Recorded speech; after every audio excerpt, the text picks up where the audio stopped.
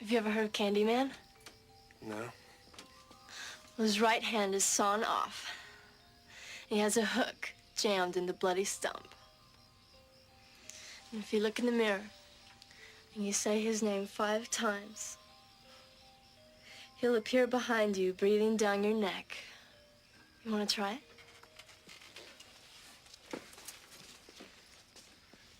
Candyman. Candyman. Candyman. Candyman.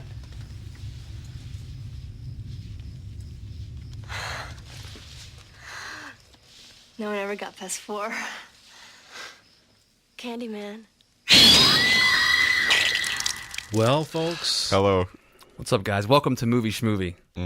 episode 224, That's right. Yep. 224. Candyman, Schmandyman. Yeah. Love it. When I typed it out on my Evernote note, I was like, this is going to sound great when we say it out loud. Come on. Yeah.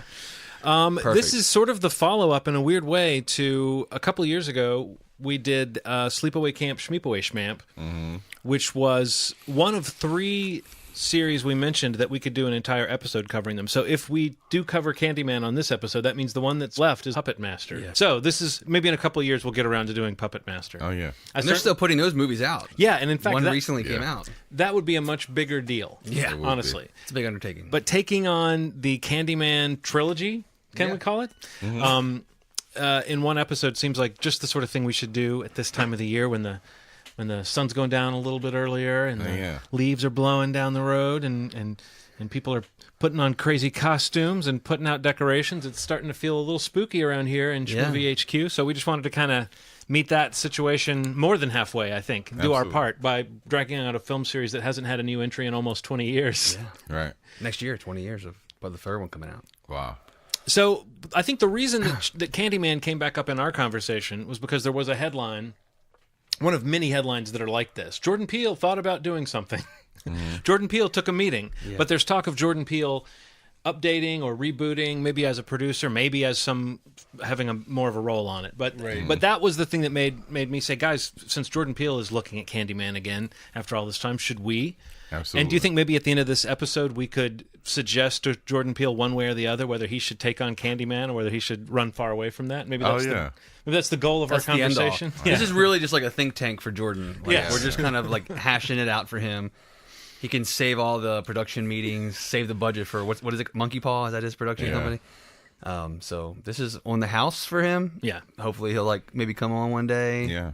It's like, you know what? When you guys mentioned, Is that your Jordan Peele? yeah, It was a little bit like a sleepy Jordan Peele, but it was there. he always sounds like Yeah. sleep. You know what I think? He's working hard, He's right? working so hard that like when he's meeting up, he's on his way to sleep. He's rebooting Twilight Zone. He's can't working wait on for his that. follow-up to Yeah. Get Out. He's got this HBO show coming out, Lovecraft Country, I think it's called. It's gonna be cool. So busy guy. Should he add Candyman to his plate? That's what we'll be addressing in this episode of Movie Schmovie. But also, for me, this was just, I had never watched the Candyman films. Not one of them. Wow. Not one of them. So this for me was a deep dive and sort of a crash course in Candyman-ness. Where were you guys with the Candyman series before this attempt? So I realized that I maybe hadn't watched the whole Candyman at all. Like I remember the end of the first one, parts of it, and I didn't know what movie it was attached to. Then come to find out, I'm like, oh, this is Candyman. This is what happens. Right. So I haven't watched any beyond parts of the first before we went into this. Yeah. I totally watched them all when they came out. Even the third one when it was straight to DVD or whatever it was. Yeah. The first one was like a really, I don't know, really popular film, like in Yeah. the early mid '90s when it was coming out. Was it 92. Okay.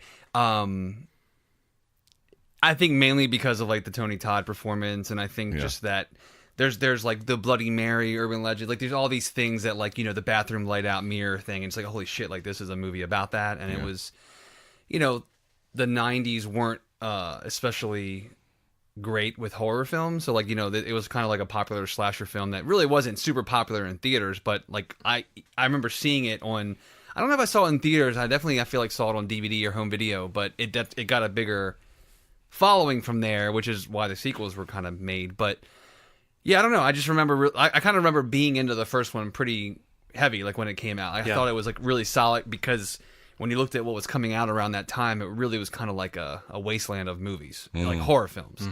And not that I feel like it's a special movie, but I think that, you know, going back and watching it now and kind of remembering how I felt about it when they came out, it kind of was pretty consistent. I felt like my experiences watching them in terms of like the kind of drop off I felt that the movies experienced.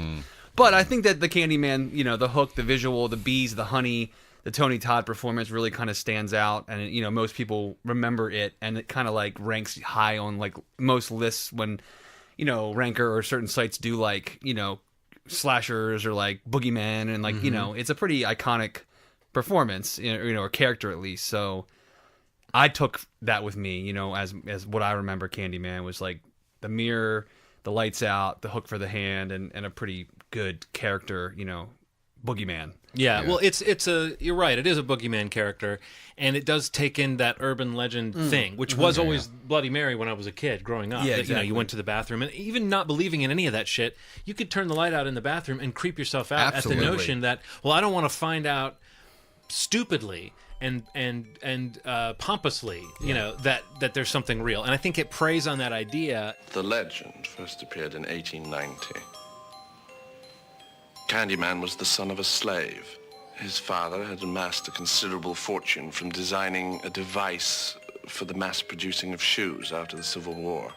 It's a pretty crazy origin. I mean, it's almost is. like they saw the origin of Freddy Krueger and said, how can we one-up the origin of Freddy Right. Krueger? Yeah. Candyman had been sent to all the best schools and had grown up in polite society. He had a prodigious talent as an artist. Well, it was in this latter capacity that he was commissioned by a wealthy landowner to capture his daughter's virginal beauty. His paintings come up in later movies. Sadly, you didn't watch part 3, Ronald, but he's a painter. He's Okay. a great painter. They're very sexy. Yeah. Well, of course, they fell deeply in love, and she became pregnant. Poor Candyman. Father executed a terrible revenge. He paid a pack of brutal hooligans to do the deed. They chased Candyman through the town to Cabrini Green, where they proceeded to saw off his right hand with a rusty blade. No one came to his aid.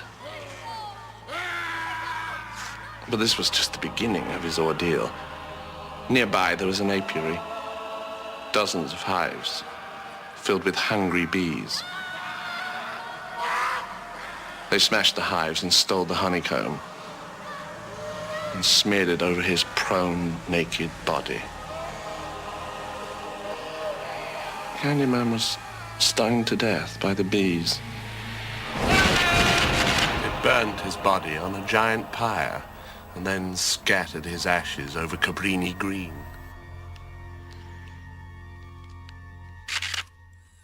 So it's a character that's incredibly loaded. He doesn't just show up like Freddy Krueger with the quips. He shows up, but the whole time you're thinking this guy was the child of slaves and was killed by clearly racist people. It's not the same thing as Freddy Krueger. You know what I mean? Yeah. So you kind of want to be sympathetic to this guy, but there's really nothing in what he's doing that you can be remotely sympathetic with. He seems Right. to be completely evil in that sense. His motivations for doing what he's doing aren't very clear. I mean, they're clear. I mean, he says what it is. Like, hold on. So I want you to keep speaking my name. I want to basically create these horrors so that my reputation keeps going Like on the forever. legend. The legend yeah, goes on yeah. forever, but what? They do explain in the later movie, in part 2, they explain how the mirror became part of the Yes. mythos, so to Yeah. speak. But in the first movie, it's just established that if you look in the mirror and say Candyman 5 times, Which is a lot. yeah, it is. It's a lot. I think 3 is more cinematic. Yeah. 5 is a lot. No wonder in Beetlejuice they went with 3. The first movie deals with Virginia Madsen, and she is what? She's a researcher at a college in Chicago. Chicago. The geography is all over the place in this series. Took It the is. same notes. It is all over the So it place. starts in Chicago, and it has to do with. I mean, again, it seems like it's steeped in like actual social issues or things that you could be touching on that horror movies don't normally touch on. And I would say that's what I expected these movies to do. I thought, from the outside, that it was going to deal with these issues of race. And it kind of does, but it also kind of doesn't in a way that feels very of its time, that you still have to have a white, blonde lady Yeah. as the protagonist in the movie. And because Candyman is a black guy, they have these black man jump scares throughout the movies. Yes. Where like someone turns around and it's just a black guy. Other guy, yeah. But it's like it's treated as like, oh, for a second I thought you were Candyman. One black guy did have a hook in his hand. Yes, that's true. Now that guy was bad news. Bad news. Yeah. But anyway, so she then gets deeper into it, and it's maybe a structure that's familiar to you from a lot of horror movies, where there's something sneaky and gross, and there's something evil going on, and here's a person who's kind of a dabbler in this world who's going to find out about it. Right. And it's I almost hesitate to call this movie a slasher film because it doesn't have the usual rhythms of a slasher film. Like, this is kind of a weird scenario where once you say Candyman 5 times and he shows up, it's like shit's on. I was trying to figure out what was happening. Like, what was he using her as a? He didn't kill her. He saw her like a couple of times and just like, oh, come with me. Another thing I noticed about Candyman is he had a bunch of catchphrases. He has a bunch of like mantras. Like he's like, spread the word, or I like to spread the word or whatever. Then I'm gonna gut you from groin to gullet. Groin to gullet. Yeah. And then he has another one. He had a pretty decent. Oh, one. they have the sweets for the sweet. That's not him, I don't think. I don't know if he says that. It's written up on, it's graffiti. Yeah, but then like characters through all 3 movies say that. Has It's a sweet bunch for of the sweet. like. The one that got me though, which is just not a good pitch at all, is "Be My Victim." Yes. He loves that one. Be my victim. Be my victim. I was trying to figure this out, and I don't want to go across all 3 movies too quick. Right. But there's like a through line where like there's a reason why he's targeting like these 3 women in 3 films. And whether it's lineage or like a likeness to someone, Yes. Because like Virginia Madsen's Helen's character looks like Caroline. We don't know that in the first movie though. In the first movie, he says it was always you, Helen. Right, because Which makes me think she's the reincarnation of Caroline. See, I read that as like he just sees like she looks like her, Yeah. like that she looks like her. I think that's a retcon, Steve. Yeah. Anyway, so there's that, and there's like what was it, like a great grandfather and then a great great grandfather. She was a direct in the 2 and 3rd, which is very so like there's lineage there. But it seems like those 3 are the ones that he's saying be my victim. Yeah. And in all 3 of those cases, there's somebody that he's holding hostage to trade for their willingness to be the victim. So, why he just couldn't kill them? Yeah, like it makes no sense. why they had to like maybe there's like a willing sacrifice of self to allow him to really like ascend to some sort of like higher level of folklore or of we're legend. jumping into this with the first movie, but it is true that one of my general concerns was that it's very ill-defined. It and is. I think you, Ronald, you have said, I mean, I had this thought in my head before, but I know this is something that you are you have a sticking point with about horror and supernatural horror, is when they don't really seem to have rules. No, there's no rules. I don't mind when it's mysterious and weird, but I like for it to make a certain kind of sense. Yeah. Right. But I didn't know, like in the first movie, it wasn't clear to me whether he is corporeal, What does that mean? like a physical being. Oh, okay. Or whether he's some kind of presence that can appear at will, because he seems to disappear and reappear at will, but he also gets caught in a bonfire and ends up getting vanquished just when a bonfire topples on him. He can't like teleport out of there at the end. So it seems like he can. Can he also control people too? Because I was trying to get that because I don't think so. He like turned her around and like she's like. I don't know, man. Which her are you talking about? Talking about Virginia? yeah. Helen? Yeah. But in the first movie, it's like they don't explain whether Helen was the reincarnation of Caroline, the woman that he fell in love with, and that Maybe, yeah. or if it's just a likeness. It's not made clear. It's just, if there were never another Candyman film, that movie would end and you would think, oh, it was always you, Helen, is a way of saying she's connected to him in this way. Right. And she's even more connected to him in that at the end, he seems to have been vanquished and she's sort of taken his place as this vengeful demon, which I think it's interesting that none of the sequels have picked up that idea of Helen and where she is and what she's doing, Is she off killing people who say Helen 5 times while he's going on with his career as Candyman? One can only assume. With burnt off hair. Yeah.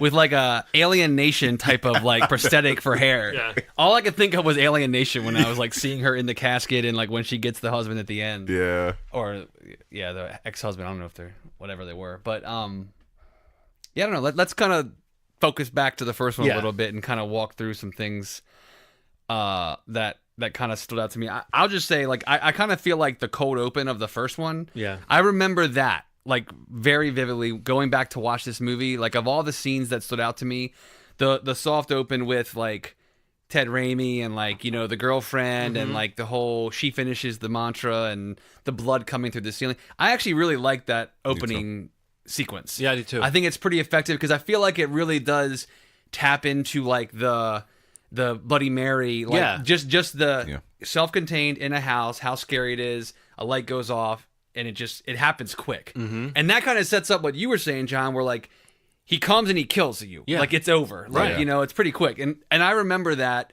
as being, like, pretty shocking as watching it as, like, a 12-year-old or whatever it was. And I was just sad and we that didn't still get holds more. up to me. I was sad we didn't get more of Ted Raimi. Yeah, You know? yeah. I wonder what the connection was that got him.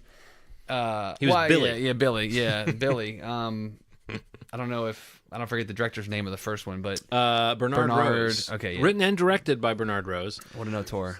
Based on a Clive Barker short story called The Forbidden. Right. And I did a little digging into that story, and it didn't have any of the say his name 5 times stuff. Oh. It was Read more... the same. I read the same. and he was also more of a clownish type figure, more befitting the name Candyman, I guess. Yeah. But you know, that element of that he comes and that he works within this milieu of this kind of urban squalor, I think, was one of the things that was a common thing. And Right. they said when they decided to set it in the States, that they said that the whole... And again, it's hard to know. I don't even think I think he's a white guy in the Clive Barker story. So there's not even that kind of racial element. So it really is like they brought it over to the States and they added this whole other dimension to it. And I still think it's kind of strange that it doesn't really seem to want to deal head on with like the implications of that stuff. It just uses that background as like, oh, this is exciting. This sounds really scintillating. And I just don't think you would make a movie now that would have that in someone's backdrop, the story of slavery and this kind of racial violence, without that being part of the text of the story going forward. You don't spend that much time with Candyman outside of those few scenes where he shows up. And like you guys said, those kind of mantras that he says, he kind of is... It's like he does have a hypnotic effect or something on the person that he's dealing with. Is there sexual tension between the two of them? I think it's supposed to be there. I mean, I think there is... That made me feel weird, man. There's a suggestion... It makes you feel even weirder in the later movies. Yeah, right. With his great-great-granddaughter. But the suggestion that he's attracted to this woman because she reminds him of the woman that he fell in love with in the beginning that started all this trouble is there. But again, why that's some kind of demonic thing where he wants to kill and destroy everything. Yeah. I guess we're just supposed to believe that the rage that he died in is kind of marked him so that now when he shows up, he's full of that rage. The other thing that really kind of like... Now, watching it now, I cared more to know than when I remember watching it when I was younger, was like, that opening is very tight and memorable, and you like to getting into Helen's story, like the tie is that she's recording this story like for her research paper about this legend, about this Candyman legend and everything, and that brings us into her world. But there's no real effort to like really kind of explain or tie in, like if that was a short story shared by a friend of a friend and she records more of a friend of a friend, like what's tying those people together to like why the Candyman goes everywhere? Like is it just following the call in the mirror, like to whoever does it? Because it seems like this film and even the ones that follow, once you get into the main character, it almost seems like his attacks are like more localized to like that area in Chicago or New Orleans or LA. Like I don't know if that's just supposed to be like for this little snapshot of the movie. Right. Do you know what I'm saying? Like in between all the stories are that all they're these hearing. people saying Candyman into the mirror and getting killed instantly. Yes. But he's like, I'm really focusing in on these blonde ladies. In this area, these blonde chicks that like apparently I'm tied to. And it's just by chance that she's researching him that like that like zones him into her. Because I almost feel like it's kind of like, you know, you talk about Freddy or Jason or Michael, like there whether there's a consistency across the victims, like there really is like a locale to that they're really going after. You know what I mean? It's not as like as wide and arbitrary as like the Candyman showing up in the mirror, which could also be scarier. You know, there's something bigger about that. But the movies seem like they kind of like really focus in on like a piece of the story of why this woman, why this project, you know, apartment building, or why this, you know, slave house in New Orleans, you know, whatever film we're talking about. But just in this one, it really stood out to me because I felt that opening was so great. because you're getting all these secondhand stories of like across the country or the Yeah. world. Even there's no real logic to who he goes after. Right. So why, asking too much of a logic, I guess, but it just stood out to me because I mean, I don't know if you're asking too much, though. I mean, I think that's that the- it's like it's so sketched in, Right. that it really as though they didn't bother to work it out, as though they just knew there are these horror movie signifiers that you can have a scene and you can have these, that you've got that. He's the hook hand killer guy who you say his name in the mirror, and he also brings bees with him. I mean, there's a lot there to process. I thought that bathroom that she went into, after hearing that really creepy story that the kid told her about the kid that had his junk cut off and thrown in the toilet, and was laying in a puddle of his own blood. Were we to believe that was done by Candyman, or that was done by the gang that was skulking around that bathroom where the guy says, he's the guy who's got the hook and is saying, I heard you were looking for Candyman, bitch. I have a note here for that lineup scene. I love that line. I feel like you're supposed to lean more towards the gang. Yeah. Okay. So the gang did that to this kid. I think. But maybe that's think. what's keeping this whole, like Jake, the kid in the projects, that's Yeah. what his view of the Candyman Exactly. is. So it's like this other guy, this gang member, is using this urban legend Yes. to further himself. I mean, again, that's a very interesting notion that's Yeah. just kind of skirted past. They should have fleshed that out a little bit. I thought that was cool. That Yeah. this man calls himself Candyman and kind of moves around like him. Yeah. Sweets to the sweet is written on the wall in shit. It In is that. And very it is thick. very Not so sweet. Yeah. I was just thinking how bad that whole room must smell. Luckily, she got to those bees in time and she flushed them. Yeah. There were some bees. Not that it matters, like in terms of when this comes out, but I noticed the release date was 26 years ago to the day that we're recording this. Oh, look at that. Look, Holy October 16th. Look at that. Not that that matters, but I have a small mirror. it's. Let's not say we did. Yeah, that man. He strikes so quickly. I don't know. A couple other notes I wanted to just say. Like, I was reading some more about the production. I don't know if you guys came across this. Interestingly enough, Eddie Murphy was initially I saw that. Yes. supposed to be the Candyman. Yes. What? Okay, what was he thinking? Was he thinking I mean, like, if he was even considering that. Right. Was he considering doing something like what Tony Todd does? Or was this movie going to go in a more Freddy Krueger-ish direction of he was going to be wisecracking and who knows Wow. what that movie would have looked like. Right, right. I It's kind of just want to crazy go to to that think alternate it. dimension and see that version of this It movie. makes me think of Vampire. I was going to Brooklyn. just say, I feel like he went and made Vampire in But Brooklyn. the, did you showed me that Yeah, article I sent you that article. where like the tone of that movie was supposed to be a little different. Yeah. and that's interesting. And that's the power of Eddie Murphy. Yeah. He's like, let's Yeah. make this a comedy. By the way, I love Eddie Murphy. Yeah. I hate that movie. It's a pretty iconic. I legitimately, Yeah. my cousin brings it up like it's a good movie. Like, don't ever. His hair alone. Yeah. I just remember it said, shut the fuck up. This is one of my favorite lines of it. Oh, man. Oh, God. What else? There was another name. Sandra Bullock. Yeah, Sandra Bullock was, was supposed to I'm be sure we saw the Helen, wiki yeah. page. Like that's so it's interesting that like Virginia Madsen takes the role because the director's wife gets knocked up. She Yeah. was supposed to be Helen to begin with, and then she takes the role. But then she apparently a couple different places I read she almost fell through, and that they had like Sandra Bullock on the back burner. Mm-hmm. 1992 Sandra Bullock. Yeah. Right. So this is pre everything. I don't know if the net had come out yet. Jeez. And she had kind of hit that or not, going for these genre movies. But that would have been an interesting movie to have Sandra Bullock and Eddie Murphy. Well, Virginia does a really good job. I thought, man. I think the performances are pretty. Yeah. Her performance and Tony Todd's, everyone else not so much. Yeah. But the husband like cracks me up. Yeah. What's his name? Xander Berkeley is the actor. Yeah. And he Trevor. always plays a douche. Yeah. Yeah. Oh, totally. But he does a pretty good job, Like he really played a very memorable douche on 24. Yeah. But like a douche with ultimately a backbone. But yeah, he always plays a douche. And Walking Dead. He was in. Yes. Yeah. And he usually plays the guy who you want to see get killed with a hook from groin to gullet. Yeah. And it was interesting that in this movie it looked like he got away, but no. The kind of coda where Virginia Madsen is now. And again, what do we call her? Is she Helen. Helen man? He just says Helen 5 times. Yeah. That's true. Yeah. I mean That's true. that's her. That's the legend. I did think that was kind of funny and sort of, oh boy, really? He's going to say her name like Helen. He's Helen? that heartbroken. Oh, Helen.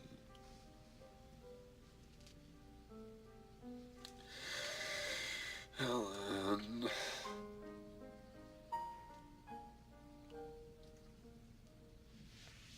Helen.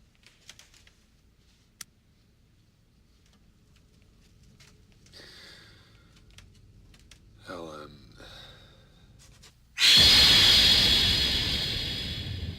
What's the matter? matter, Trevor? Scared of something?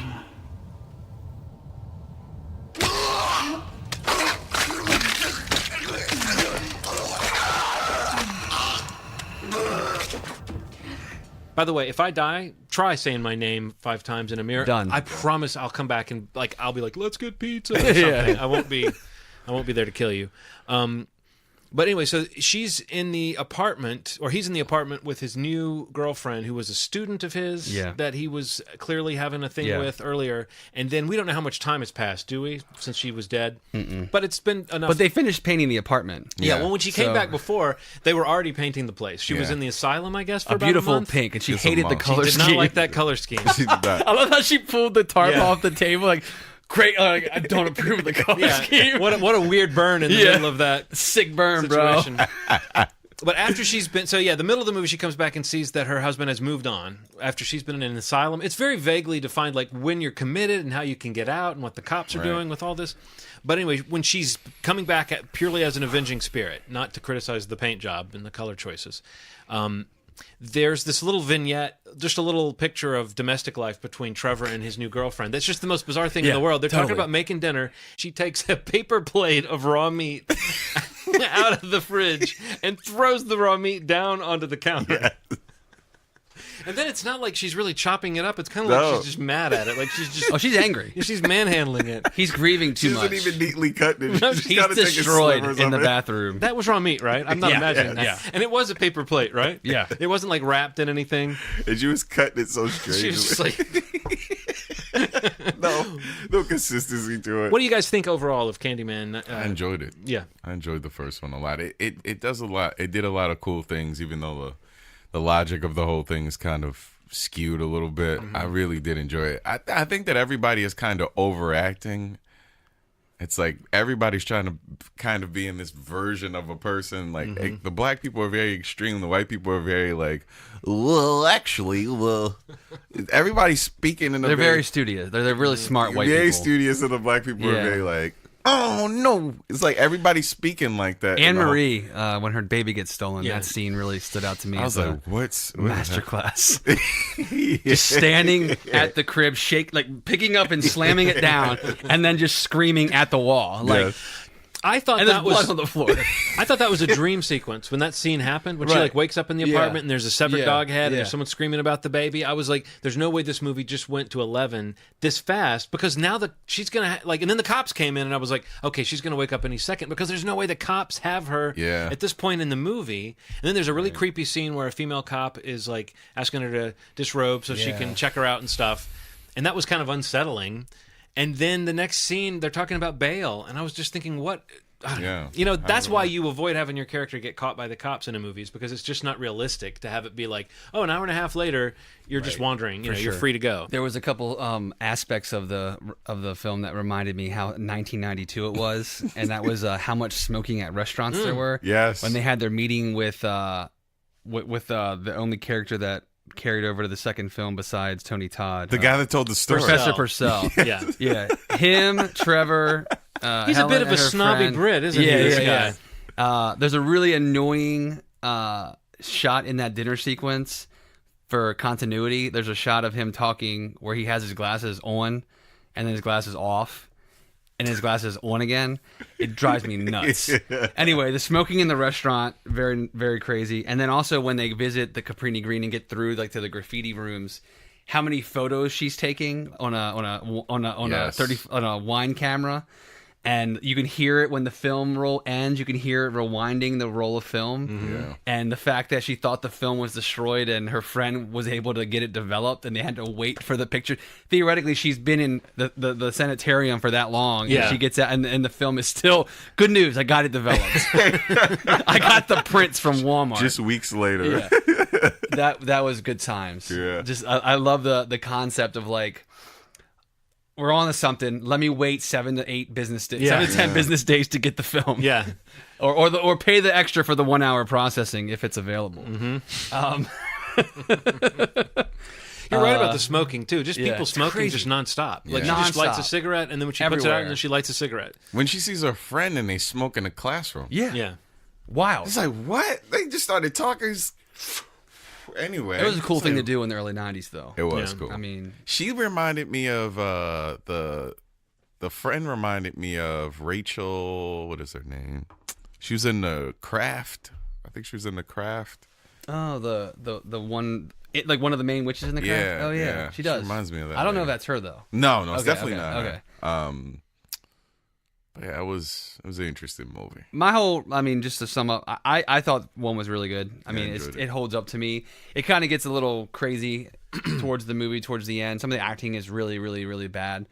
And some of the logic that matters more to me now, having like seen other movies that are really, really well made movies, like storytelling wise, you really like the cracks show more in movies like this. But again, the takeaway for me is Tony Todd as Candyman. I think is a really kind of iconic boogeyman performance. And oddly enough, I think the more pulled back it is in this film benefits the performance, where in the films that we'll talk about here in a second, like the more he gets to do as Candyman, I think hurts the Candyman character. But yeah, for me, it was fun to just kind of tick this box and Yeah. to see what it was all about. So One of the last things I'll mention is one of the other big takeaways was the score. For Yes. the film. Yes. Philip Glass. First and second Candyman, he does both scores, and they're pretty great scores. Yeah. And for Candyman 1, $30 million production budget, made 25.7 in theaters. So the interesting thing was it didn't make its money back in theaters. Yeah, I would have thought but it would then, have. But then it got a life on home video, which is why 3 years later we get Candyman Farewell to the Flesh. As opposed to in these days and age now, like you'll get a sequel within a year. Oh Yeah. yeah, A horror film is big enough at the box office. They don't wait for definitely. the home video stuff to come in. You know, this movie didn't even break even, but then it gets a life on video, and let's go for it again. And the second film comes out 3 years later in theaters. I couldn't find the production budget for Farewell to the Flesh, but it only made $13.9 million at the box office. So I'm sure it cost more than that. yeah, it had to cost more than $13.9. Which is why the third one, I'm sure, went straight to DVD. directed by Bill Condon. Crazy. I did not expect that at all. They all start somewhere. Yeah.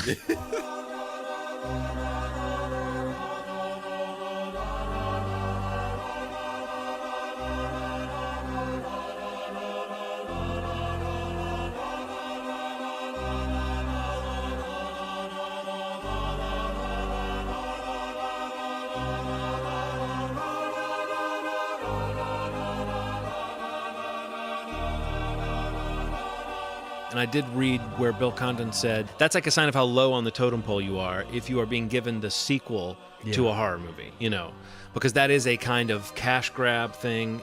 Horror has always had that aspect to it. Right. So yeah, Candyman 2, Farewell to the Flesh.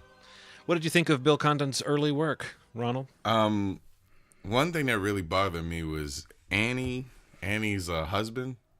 What's this guy's name? Paul Paul's- McKeever. I guess was that supposed to be a New Orleans accent? Oh, you got to do the do. Hey, what's the matter? You don't like my cooking? That too hot for you? You're like, Ooh, the accents, I It was feel like... killing me. Like it was all over the place. I feel like the accents all over this movie were all over the place. But yeah, his was a little nutty. Sometimes it'd be like, you know it, you gotta do it. Then it would just change. You got to do your do. If you listen to Do it, it would be like that, and then it'd be like, yeah, absolutely, you should definitely. Like, why is it switching so much? you got to start thinking of the good things in life. For instance, you got a whole classroom full of kids who give a damn because of you. Plus, you got a stud muffin for a husband. At least your mama thinks so. The one difference between this one and the last, we didn't really get into anything until about 30, 40 minutes into the movie. Like, one big thing I happened. mean, how long it takes to yeah, get to the for things to start developing. There's that opening scene where we see Purcell from the first Yeah. movie, and it's like, oh, here's a guy who we don't like, so let's watch him get his comeuppance. And I have to admit, they kind of the fake out in the book reading actually worked for me. I thought that was really cool. Because I did think, oh, he's about to get it after he assumed he wasn't going to get it. Right. And then it turned out to be something he had staged. And then I thought, okay, of course they're not going to. I mean, again, this is the movie series, though, where you would have someone get killed in a room full of people. Yeah. And it's like everyone in this town now knows Candyman is real because they just saw it. Well, it happens later in the film. Right. In But the you know what I mean? Like, interrogation room. normally in these movies, it's like, it is an urban legend. Yeah, it's a totally. whisper. It's, oh, Freddy Krueger does this, or, oh, they say Jason Voorhees does this. But these movies jump right in with, like, it seems like everybody knows about Candyman, and then everyone's like, oh, Candyman again. But what I noticed about this movie, and it was present in this early scene where he's in the bathroom and there's like running water, and I swear like somebody sips some coffee in a restaurant. The sound design in this movie is so crazy. Like the way the sound effects are layered in, whoever it was that was doing the mix went crazy with the sound effects. Like when there's water running, it's like, but it's like really loud. There's a scene later in the movie where cherry syrup is poured onto a snowball to flavor it. Oh yeah, and like you're the right. sound of you that hear is it like hitting the eye. it's yeah. like.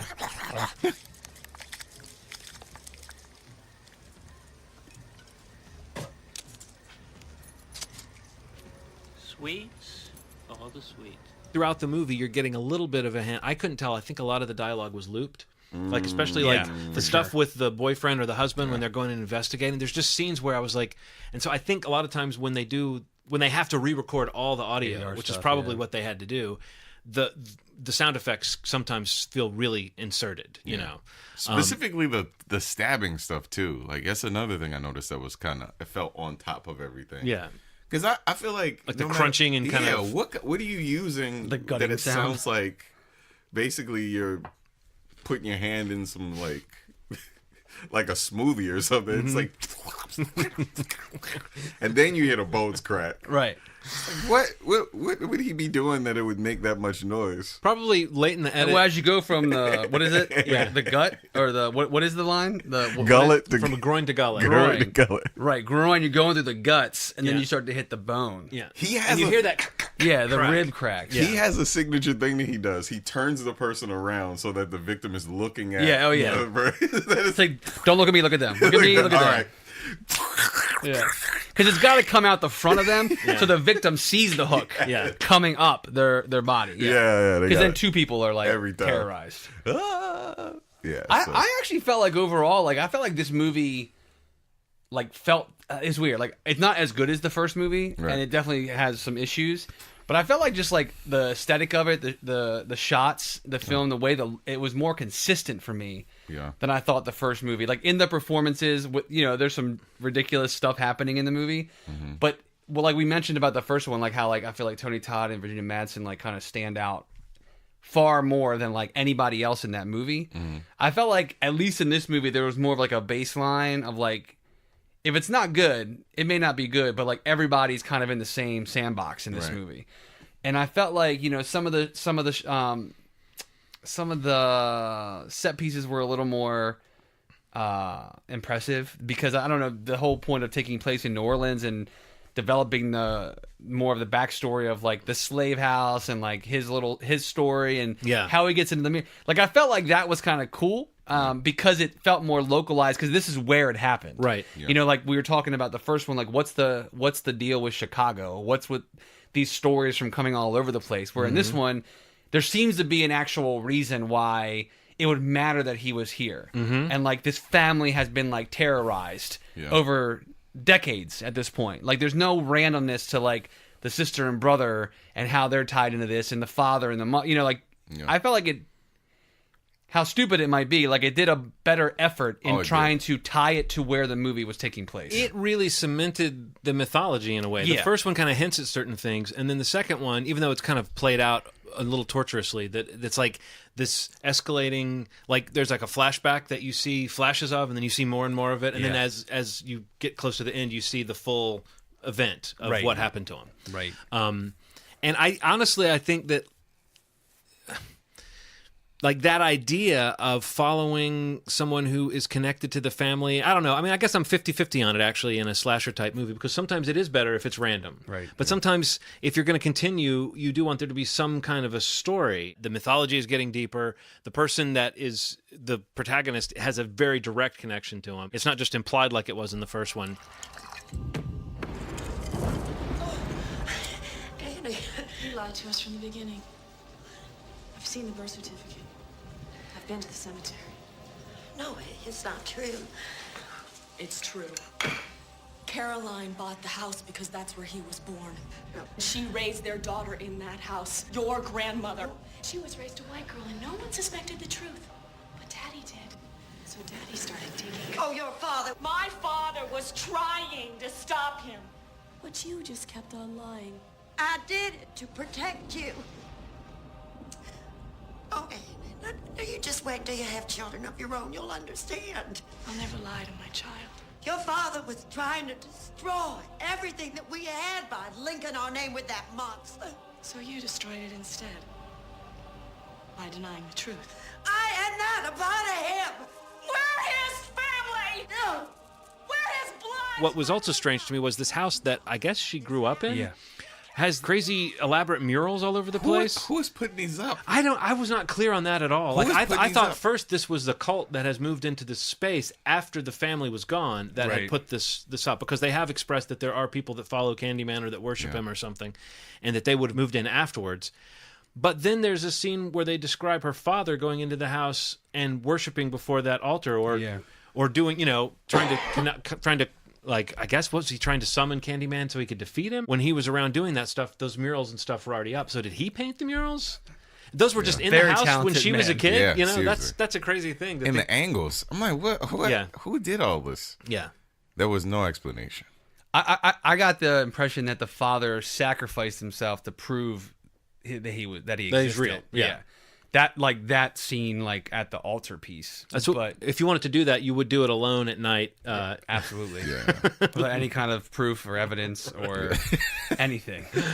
No cameras. So nothing. Right. So, and just before your son has enough time to come in and possibly save you. Absolutely. Yeah, let's talk about this character of the son. What else has that guy been in? I feel like he always plays these kind of wormy little guys that are like 80s movie and 90s movie, early 90s, kind of like you would put this guy in as the hero. Yeah. But he doesn't really, he's kind of too milquetoast or something, or too white bread to really I buy him. remember him from which one was it? Hot Shots. Really? Okay. Do you remember that? Remember those Hot Shot, like the Charlie Sheen? Yeah.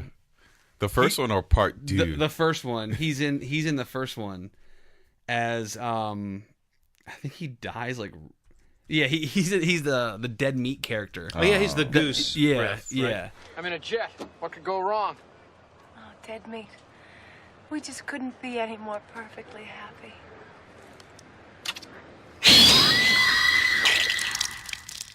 I mean, I guess you do want to see how he gets the name Candyman attached to him. But the fact that in the flashback they show that as the people are smearing honey on him, like I guess some honey gets on the cheek of It splashes up on the boy. and he tastes it and says Candyman, and then the crowd starts calling Chanting him it. Candyman, and also a woman just says "sweets for the sweet," which Yeah. is a Hamlet reference. Actually, that's a line from Hamlet. Oh, okay. Candyman.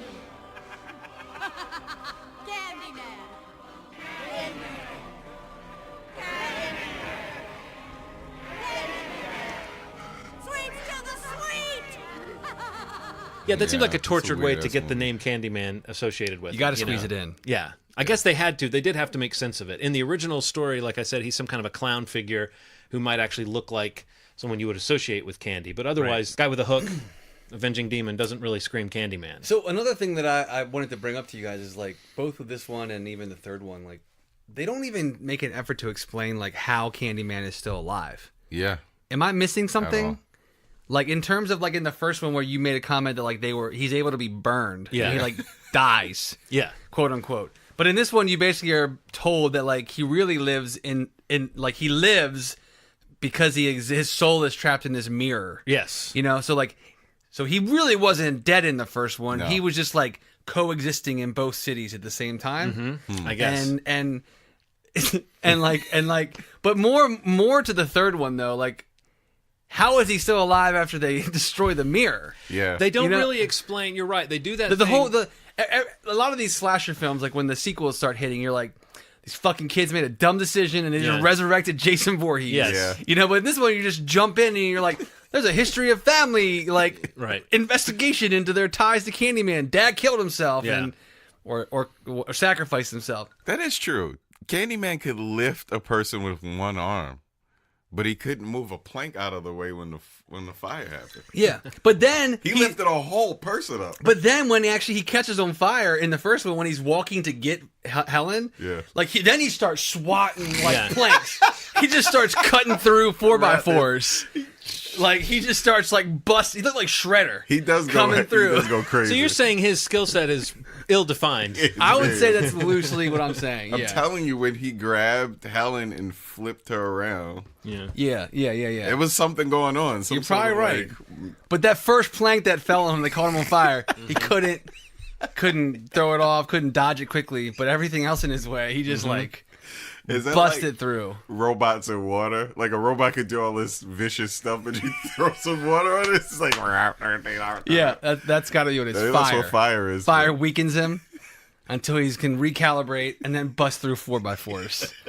But I don't know, like this one really kind of like getting into the story. Like even though I felt like this one felt kind of tight as a story because it's really contained to this family and their ties to the slave history in this town in New Orleans and all that. It's really localized as like the kills are localized. But there wasn't really any, except for like I think there's one line of dialogue where it's like his soul is trapped in the mirror. Yeah, well, they show in that flashback that they bring her mirror up to his face so he can see his reflection, how bad he looks and like how grotesque he is, and and that I guess that's the image that she then sees in her mirror of him, as though he's already haunting the mirror. But then the mirror is embedded in the foundation of this slave quarters that the movie ends in, and the whole premise there is that she's sort of seems like she's under Annie, the descendant of Candyman, who once again a blonde woman, in this case running around. She's an art teacher in New Orleans, who Candyman sets his sights on, and we see why he's so fixated on her, because she's his descendant and everything. But it's like he's got her under some kind of hypnotic spell, and she's getting ready to go with him. Yeah. And then she thinks about what this means, this idea of joining him. But she then has the idea to think, okay, maybe I can destroy him if I destroy the mirror.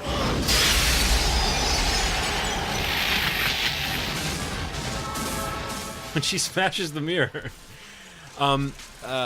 it's like they run through a demo reel of every unfinished CGI effect that just wasn't quite ready yet for a low-budget movie in 1992.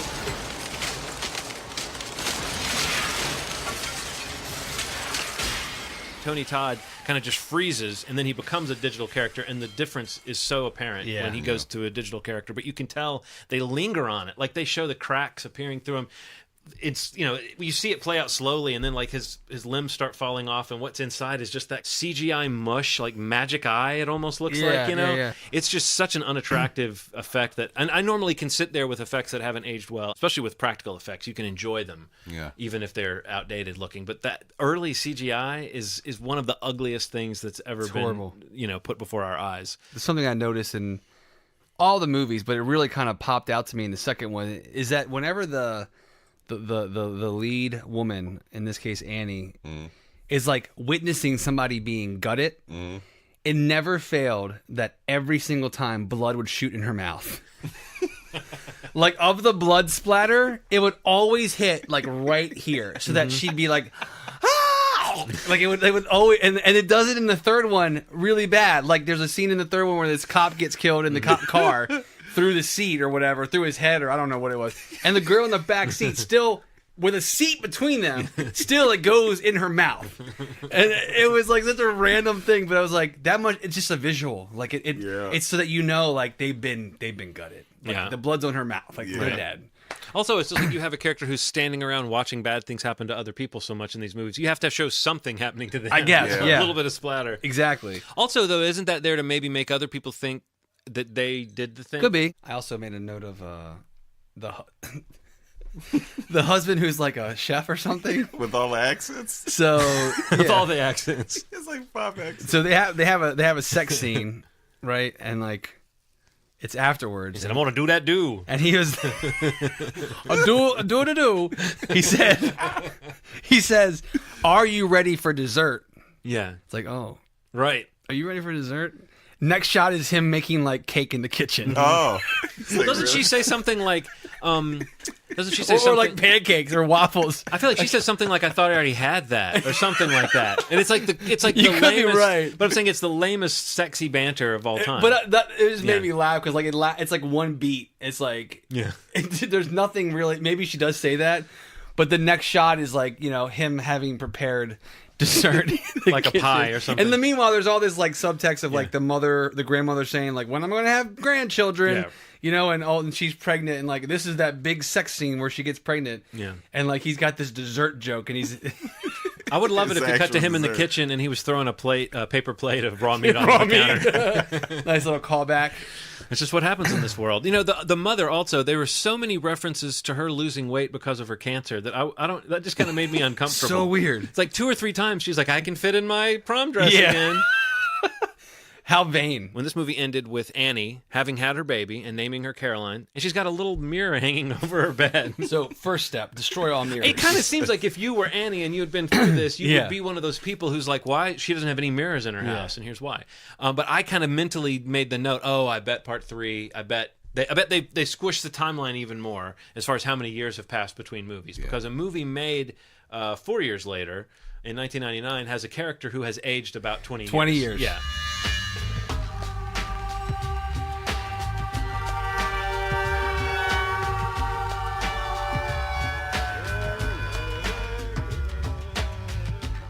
Candyman 3, Day of the Dead. Ronald, you did not watch this I one. did not watch it. Steve and I are going to, I guess, attempt to give you a picture of what you missed by not watching it. Lots of boobs. Yeah, boobs. Lots of boobs. Why? It's weird. I feel horrible writing this down. Lots of boobs. I wrote whoa boobs. No, I wrote boobs 3 or 4 times. I was making a note just because I was curious. And you're right that the first 2 movies, they're sort of coy. There's scenes where you could have A nude woman. They're nudity, nude in the scene, but it's shot so as to You don't preserve see it. a little bit of privacy, I guess. Not the case in the third one, huh? Well, and the irony is that like the lead is Don D'Errico, who was a playmate. Yeah, in, Donna like, D'Errico, the who was, mid-90s. and it was on Baywatch Yeah. Nights. So she's total cheesecake material. Yeah, but And they don't. yeah, but not her. But you see in flashbacks that the recast Annie full on naked multiple times. That was Caroline. No, that was Annie. Okay, we're talking about 2 different flashbacks that have boobs in them. Okay. Oh, There's the yikes. flashbacks to Donna D'Errico's character Caroline finding her mother in the tub, and that is recast Annie from That's the what I'm last talking movie. about. I'm talking about the flashbacks to Daniel Robitaille, The painting sessions. wooing the woman who got this whole thing started. There's gratuitous nudity there too. Absolutely. But the best part, Tony Todd fully clothed. yes, yes. And she's lounging around in She's just naked. in like super Cinemax fashion. Though Yeah. it's just like we got a woman to be naked. Yeah. He's fully clothed. Okay. But, okay, so the third one hinges on the fact that his great granddaughter or Yes. great granddaughter, Great granddaughter. great granddaughter, played by Donna D'Errico from Baywatch, the Caroline. the little girl from the end of the previous movie, is now grown up, and she is in L.A. She's not in. We're not in Chicago anymore. We're not in New Orleans anymore. We're in L.A. She has an art studio. She's working with this gallery owner, I guess, named Miguel, to put up a show of Daniel Robitaille's paintings. And we've heard all along how great his paintings are. His paintings, have you ever seen one of those ads? It's like get your favorite photo printed on canvas. It's like printed canvas art or whatever they call it. Yes. Because it's a photo of fucking Tony Todd standing there that is supposed to be a painting. And it's a photo of this woman. But yeah, so the art hanging on the wall, she's talking about how beautiful this art is and what a great artist he is. And it looks exactly like custom canvas photo art. That sounds awful. But that's a sign of the budget, really. I mean, it's like a cheesier actress, cheesier lighting, cheesier effects. Everything about this one is just, it's got No direct... Philip Glass score. No. Oh. I don't even know in '99 what was the premise for cashing in on it again. Like, I'm not sure. yeah. Easier to put it on DVD than anything, really. Jeez. I mean, like the quality drops off pretty significantly from each film, but I mean, this one is really bad. Yeah. Really poorly acted. I mean, like the whole like taking again, him coming back. Why? How? Okay. Because at this time you have to destroy his painting. Yeah, there's a painting of him you have to destroy for that to be the thing that kills him. Whereas in the last one it was destroying the mirror. Whereas in the where his first soul one, was kept safe and sound. Yes. But now he really lives because of the painting. They want to do a part 4. They can just print another one. Who did he kidnap this time? Her boyfriend. her new boyfriend. Oh Jesus! Played by Rod from Nightmare on Elm Street. I wondered if it was the same Yeah. guy. He looks pretty good for his age, I guess, in that, because that's what, like 10 or 15 years later. Because he doesn't look substantially older than he did in Nightmare on Elm Street. Same thing. Sacrifice for the be my victim. Yeah, be my victim. Worst sales pitch of the century to save him.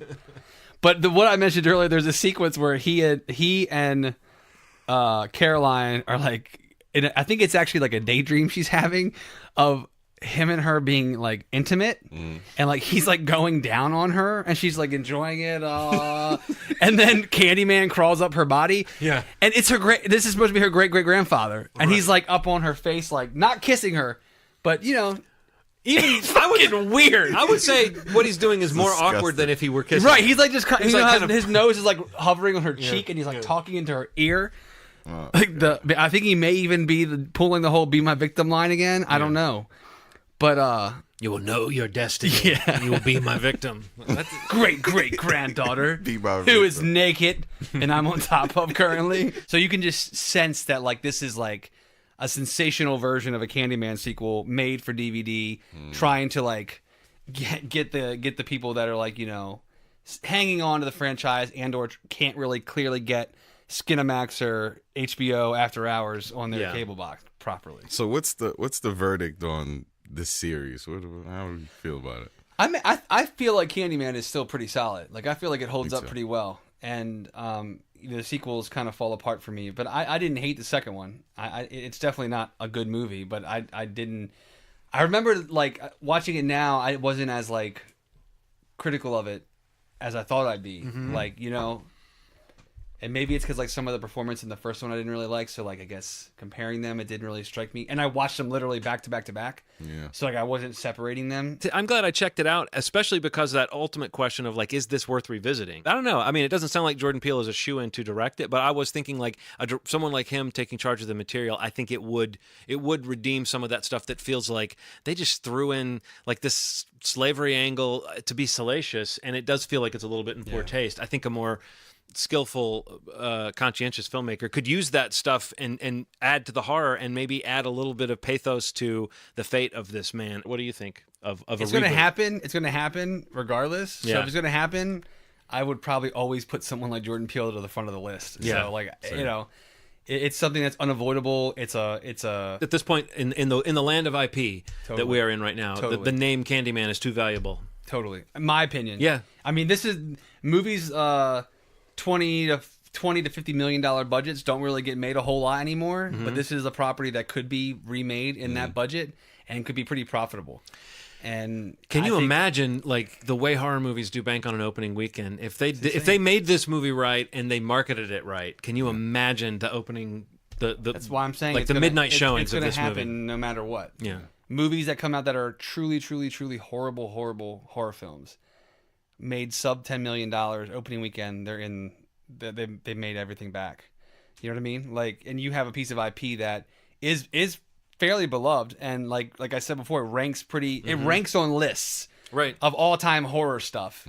If they are going to remake this, and if maybe they do it the right way, do you think you recast Tony Todd, or do you think you use Tony Todd? I think you use Tony Todd.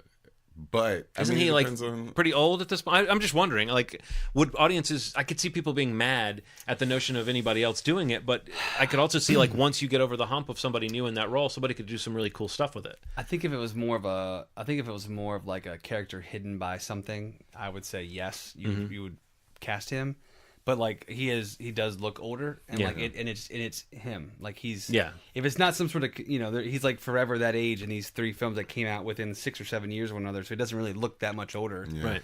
But now 20 years later, he does look older. He was in that Hellfest film that came out a couple weeks ago, and I saw some of the promotional. I didn't see it, but I saw a bunch of the promotional because he's like the big name in it, and he definitely looks older. So my vote would probably be to recast it. So who could play Candyman? I don't know who would play Candyman, but. I'm sure Jordan Peele could find somebody good. Yeah. Should be somebody tall, right? I mean, I'm always gonna say Sterling K. Brown. I knew you were gonna say that. I fucking almost said that, and I was like, because look, man, he is like your ace. Like he is like He's your guy. Come on, man. He's your Sam Rockwell. For the longest time, Sam Rockwell was the guy who if someone said, who should play this character? I still have that impulse. I think Sam Rockwell could probably do that. Sam Rockwell could play Candyman. He could play Candyman. Candyman. Keegan-Michael Key. Jordan Peele knows Keegan. I bet he does a pretty funny Tony Todd impression. You know, he probably could do a really good one. But I don't know. My gut says recast. Yeah. I think you're right. I think anything they do right now, as much as it would be fun to see them do some stuff with old actors and to pay homage, they're looking for something they can beat into the ground for the foreseeable future. Yeah, I mean, you could put a mask on Nick Castle and have him in the new Halloween film. Right. But, I mean, he's behind a mask. Right. You know, you could have easily cast Robert Englund in the Nightmare on Elm Street reboot and, like, is in makeup. You know, Kane Hodder's in many of the Jason films, but he's behind a mask. Mm-hmm. But Candyman is like a man. It's a man. It's a man's face. It's like it's Tony Todd's face. It's iconic, and it's going to be weird seeing. I think that's the reason why it's weird is because it is just a guy. So you think you could recast it, but it's so Tony Todd. I know. It's a good question. What about what's his name? Blow my mind right now. Tell me somebody great. Kevin Hart. He was a villain in the first season of Luke Cage. Oh, Mahershala Ali? Mahershala Ali. Yeah. He has a great voice. That's the only reason why I thought he could be He actually could be good. So I could almost see him. I mean, this is really getting ahead of myself here, but I could see him playing the idea that it's a love story that went wrong that led to this. You know, like you could picture him in that. If there are flashbacks, you could picture someone like Mahershala Ali doing well with the setup part where he's a painter. We've already seen the who knows how to print photos on canvas back in 1890. The preview of him and True Detective with the fake. Yeah. They should not have put that up. No wigs, man. Just stay away from wigs. Oh, did you see Stephen Dorff's wig in it too? In True Detective. No. One of the promo shots is of Mahershala and Stephen Dorff in like an interrogation room or something. The wigs. Wow. Oh man, that hurts me when people like. Is that the best you had? Yeah, Candyman, Mahershala Ali. Coming to theaters 2021 or something like that. When you're watching like Blumhouse and now Lionsgate's making like a huge concerted effort to like rebrand Lionsgate and start getting these micro budget horror films back out that they kind of started in a lot of ways with the Saw franchise. Like Blumhouse has done it better and more consistently now. Yeah. So I mean, whoever ends up putting it out, like Blumhouse was Get Out, so maybe they do a Candyman film. Yeah. I mean, they got Halloween coming out too, so I mean, they're all about the IP. They've said that they've tried to get the rights to Friday the 13th, and he's talked about getting rights to Scream. I mean, wow, like fucking Jason Blum is like. What do you do if you reboot Scream? I'd like to know what the take is even on that. I don't know. I actually grew to like Scream 4. I remember just being so over the moon to see it when it came out, and like was kind of disappointed when I saw it. But over time, I've come to appreciate that movie like I've come to appreciate Wes Craven's New Nightmare. Like, and what it was saying about the franchise. Yeah. Over time, it took me I to think realize what it was trying to do, and it does it successfully. But in the moment, it wasn't the movie I wanted, and I judged it for that, and it's kind of changed over the years. But I don't know. I'd be curious with it. I mean, they're doing Child's Play, they're doing Candyman, or apparently, it all will happen. So if it's going to happen, why not have Jordan Peele involved? Because he's fucking awesome. Yeah. And he knows the right voice. He knows he's like a horror fan. I think that's the main thing. That's the key. So Jordan, good luck. Yeah, good luck. We'll be seeing it when it comes out in 2021, whenever it does come out. I just pulled that out of the air because you could be right. Who knows? But that's like too far away. It's believable. But that was Candyman, Schmandyman. Candyman. I'd say don't even worry about the third one. Candyman. Okay. Just wait for Jordan's. Yeah. Okay. Unless you're a Donna D'Errico completist. If you're like a super fan of hers, you gotta catch this one. Yeah, I don't think I'm going to. I know the first one. Well, the second one was on Amazon Prime. Third one was kind of harder to find. Yes. Maybe just watch the first two if you're looking for Candyman films. Yes. Or just the first one. If you're trying to throw it in there in the mix for your kind of Halloween horror fix, yeah. I think the first two are worth revisiting. Yeah, sure. But do it with friends so that you can kind it's a fun watch in a group, for You sure. can kind of laugh along with certain parts. Well, that's it. 224 is done. Cool. We got through the second of our 3. Like John said, maybe eventually we'll do the Puppet Master series. If they keep making them, we're going to really be playing catch up. It's going to be a big episode. We should talk to them. Like, when are you guys going to finish? Yeah, right. So we know when to start. You can find us at movieshmovie.com, facebook.com/movieschmovie. And really any podcast platform that, is out there. If you can find time to leave a review or a star rating, it would be appreciated. Oh, we would love that. Yeah, it would be so nice of you. Because it really helps us. And helps us be found. It's funny, like I've listened to a lot of podcasts like where I see like reviews and how much it helps them in terms of where they pop up and search stuff. Mm-hmm. And I mean, not that we're anywhere near any of these podcasts as I'm referring to, but I'm sure it can only do positive things for getting the schmovie out there. Yes. So if you can, that'd be appreciated. And be on the lookout. Next week, we're going to have another episode coming out, our special Halloween episode. Yes. You thought this was our special Halloween episode? Psych! You were wrong. Surprise! We're going to have a friend on the show to talk about some of our best /favorite /most wow kills. Yes. We'll discuss which one we decided on on that podcast. Right. Oh, yeah. But that'll be coming out next week in time for Halloween. So stick around for that, and hopefully you guys enjoyed this podcast. And as always, you've made our day. Thanks. Bye. Be my victim. Sweets for the sweet.